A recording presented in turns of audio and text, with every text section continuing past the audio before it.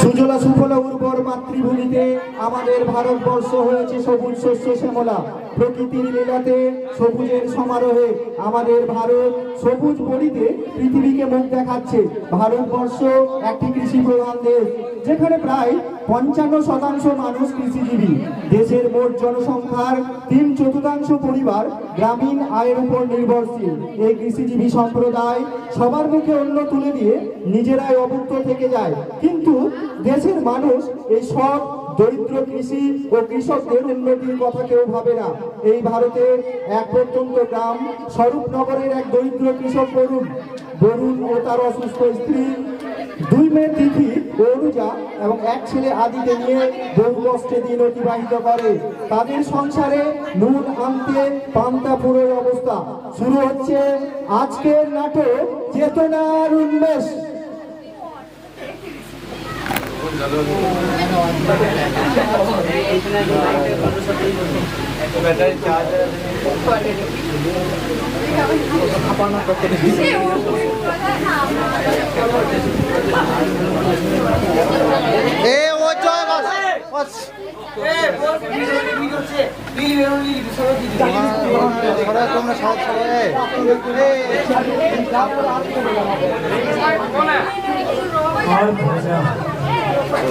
পরীক্ষা আমার চলে না, মেয়েগুলোকে নিয়ে আমার কষ্টের সংসার বেচারে চালায়।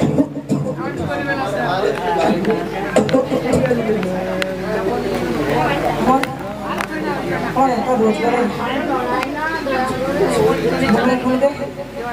ভালো খাবারও দিতে পারি না, ভালো কাপড়ও কিনে নিতে পারি না।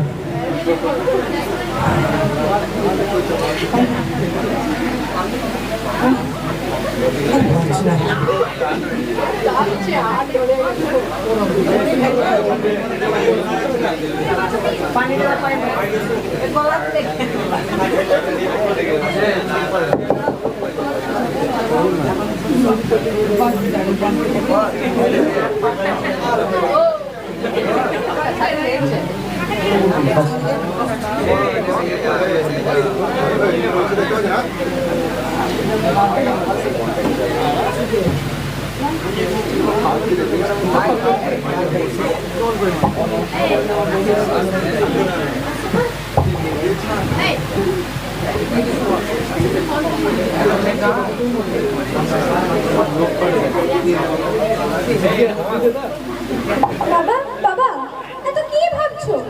কখন থেকে দেখছি এখানে তুমি একাই বসে আছো। দুপুরে খাবার দিলাম, সেটাও খেলে না। এতে তো তোমার শরীর খারাপ করবে বাবা। আর বলিস না মা, যে খাবার ঢোকে সে খাবারে তো তোদেরই পেট পড়ে না, তাই না? যাতে তোরা পেট পড়ে খেতে খাস না। বাবা বাবা, তুমি আমাদের জন্য পেট ভরে খাও না? সারাদিন এত পরিশ্রম করার পর যদি পেট ভরেই না খাও, তাহলে তোমার শরীর কি করে চলবে বাবা? আর বলিস না মা, আমার স্বপ্ন ছিল রে তোদেরকে শিক্ষিত করে তুলবো, মানুষের মতো মানুষ করে তুলবো, তোদেরকে ভালো একটা প্রফেশনাল কাজ করতো। তোরা মানুষের মতো মানুষ হবি, সংসারের অভাব দূর হবে, আর তবেই আমার এই সংসারের কষ্ট দূর হবে, আমার শান্তি হবে। বাবা তুমি চিন্তা করো না, আমরা একদিন তোমার স্বপ্ন পূরণ করবো, তোমার মুখ উজ্জ্বল করবোই বাবা। অনেক বড় মা, অনেক বড় মা, অনেক বড়। স্কুলে দিতে পারি না, কোচিংয়ে দিতে পারি না। বাবা না, তোদের বান্ধবী পাশের বাড়ির সুস্মিতা, তাতে পাশের বাড়ির সুস্মিতা, ও বাবা ওকে নাকি ভালো স্কুলে দিয়েছে রে মা, ভালো টিউশনে পড়ায়। তা তো আমি পারি না রে মা, আমি পারি না রে মা। বাবা তুমি চিন্তা করো না, আমি ওই স্কুলেই মন দিয়ে পড়াশোনা করে তোমার মুখ উজ্জ্বল করবো। আর সুস্মিতা তো আমাকে সাহায্য করে, তোমার অত চিন্তা করার কোনো দরকার নেই।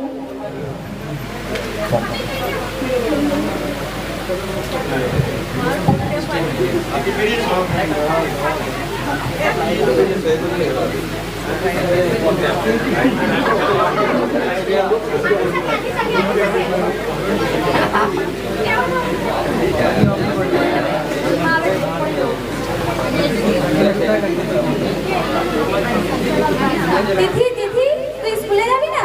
না রে, মায়ের শরীরটা খুব খারাপ, আজ আমি যেতে পারবো না। তুই আজ স্কুলে যা, আর স্কুলে যেগুলো পড়াবে সেগুলো আমায় সন্ধ্যেই ভালো করে বুঝিয়ে দিস।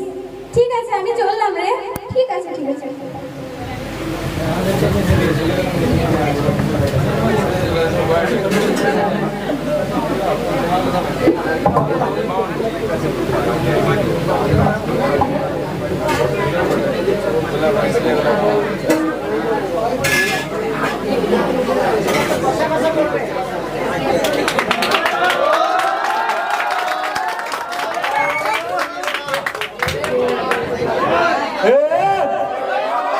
খবর দে, আমার খবর দে। কি বলছিস? মায়ের শরীর খারাপ, তোর জ্ঞান নেই? বাবা মাঠে একা কাজ করছে, স্কুলেও যাসনি। আরে কৃষ্ণা মারবো একটা। মার মার মার।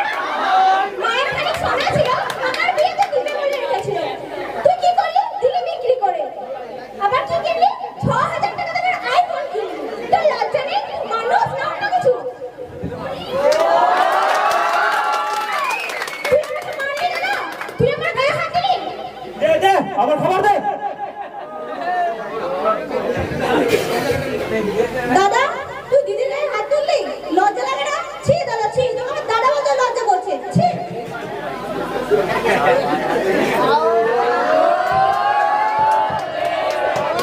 দে দে তালিয়া।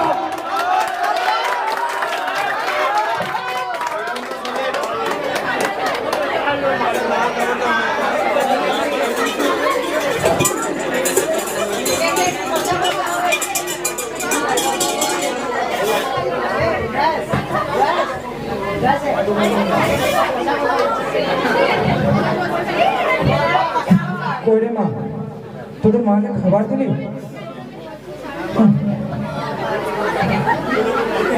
তোদের তোদের মাঝে কি করছে রে? মা তোদের মাঝে কি করছে? আয় আয়, তোর এদিকে আয়। তোদের মা ওখানে কি করছে? মা মা কি হলো? মা গো মা কি হলো? মা তোর কি হয়েছে? মা কথা বলছো, কথা বলছো না কেন? মা মা কালিস না, কালিস না মা, কালিস না।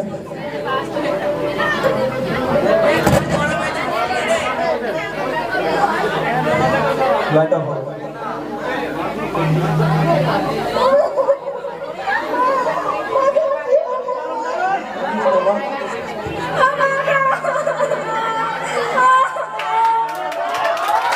কালিস না, কালিস না, কালিস না, তোর কাঁদলে কি করে চলবে?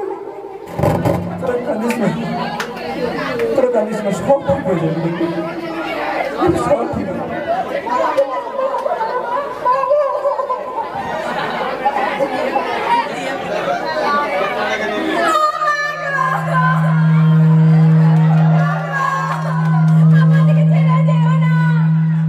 কাঁদিস না রে, উঠ রে নয়ন, কান্না হাসির খেলা এই তো জীবন, কান্না হাসির খেলা এই তো জীবন। কাঁদিস না রে, মুছ রে নয়ন, কান্না হাসির খেলা এই তো জীবন।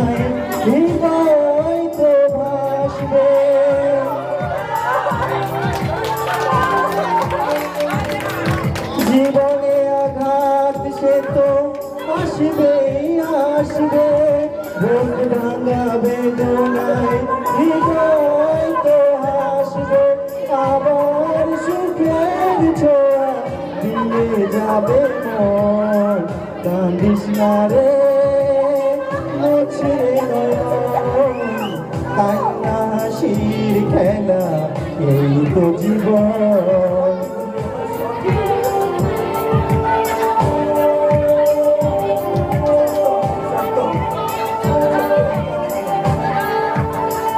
ক্ষতি নেই আধারেতে নয় সবই ঢাকলো ভালোবাসা তবু তার দীপ জেলে রাখলো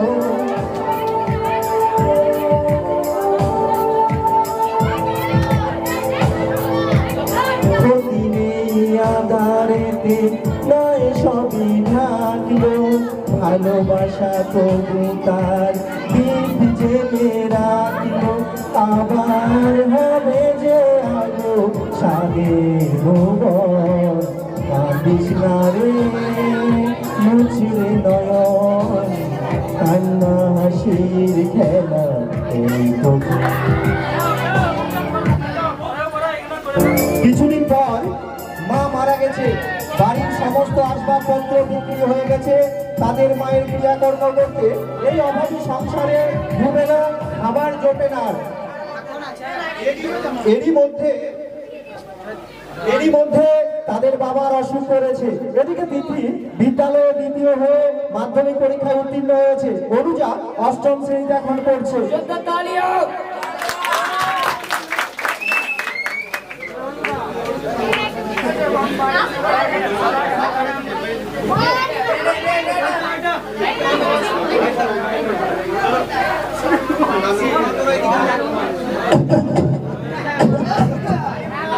মা মা আরে এদিকে আয় একবার আরে মা মা এদিকে আয় একবার এদিকে আয়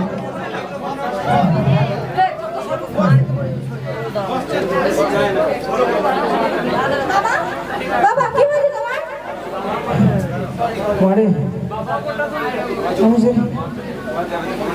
ভেবেছিলাম আমি পারলাম না রে আমি তো ভেবেছিলাম তোদেরকে মানুষের মতো মানুষ করবো ভালো স্কুলে দেবো ভালো টিউশন পড়াবো কিন্তু পারলাম না রে তোদেরকে নষ্ট পরিবার দেখ তোদের মা মারা গেল আমার শরীরটা খারাপ হয়ে গেল রে তোদের সামনে পরীক্ষা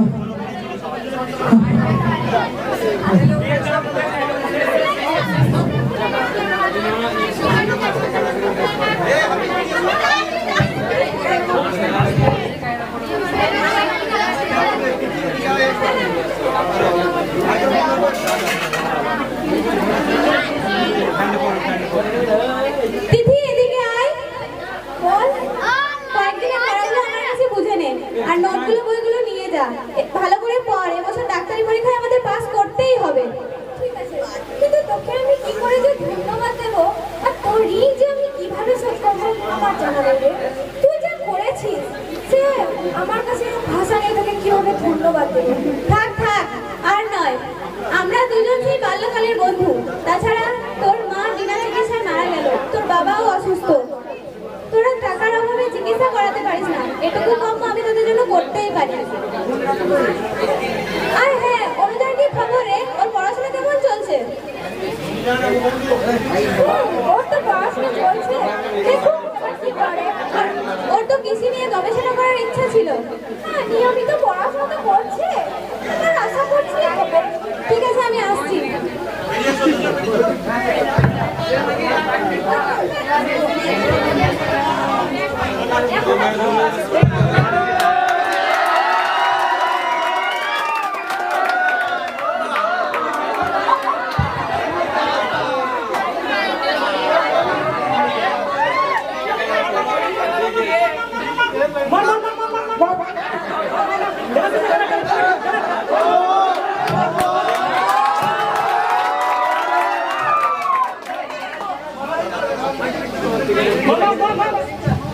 দাদা দাদা আয় রে আয় দাদা বাবা দেখ কিরকম করছে দাদা যা যা একটু পর যাচ্ছে আয় রে আয় দাদা দাদা আয় রে বলছি তো যা না একটু পর যাচ্ছে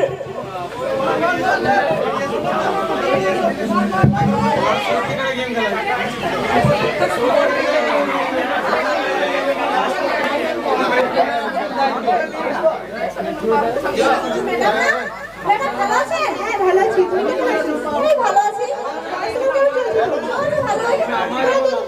ভালোই পড়াশোনা করিস কিন্তু তো দাদা একদম ভালো পড়াশোনা করে না স্কুলে দেরিতে যায় স্কুলে সব ক্লাস অ্যাটেন্ড করে না স্যারদের তো সম্মান দেয়ই না তো দাদা সম্পূর্ণ তোদের থেকে আলাদা জানেনই তো ম্যাম ও একটা আলাদা মানুষ তোরা দুজন ভালো করে পড়াশোনা কর তোরাই ভালো পারবি কয়েক বছর পর তিথি ডাক্তার হতে এবং অনুজা কৃষি গবেষণায় যুক্ত হতে শহরে চলে গেল। এদিকে আদি শৃঙ্খলহীন একটি ছেলে, বড়দের সম্মান দেয় না, বড়দের সে সম্মান দেয় না, শিক্ষকদের সম্মান দেয় না, বিদ্যালয়ে সময় মতো যায় না, মোবাইলে গেম খেলে বেড়ায়, কোনো কাজ সে বাড়ি করে না, অলস ভাবে দিন কাটায়। এইসবের ফলে একদিন সে উন্মাদ হয়ে যায়।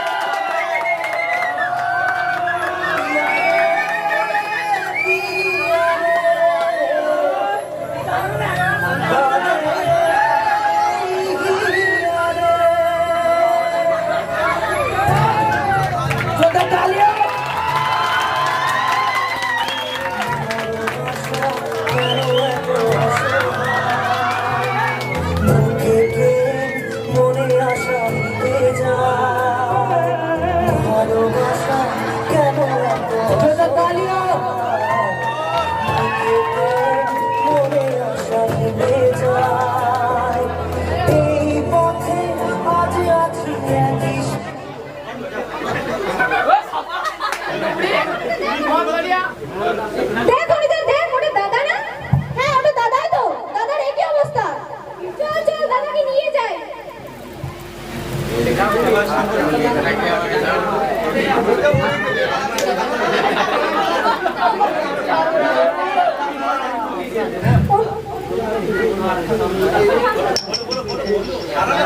অনুজা দেখ ভাগ্যের কি পরিহাস আমরা তিন ভাই বোন বাবা চেয়েছিল আমাদের তিনজনকে শিক্ষিত করে তোলা কিন্তু দাদার শৃঙ্খলহীন জীবন বড়দের অবমাননা করা আর দাদার যে চাল চলন সেটাই তার আজকের কর্মের ফল আমাদের সকলের কি উচিত জানিস আমাদের সকলের উচিত চেতনার উন্মেষ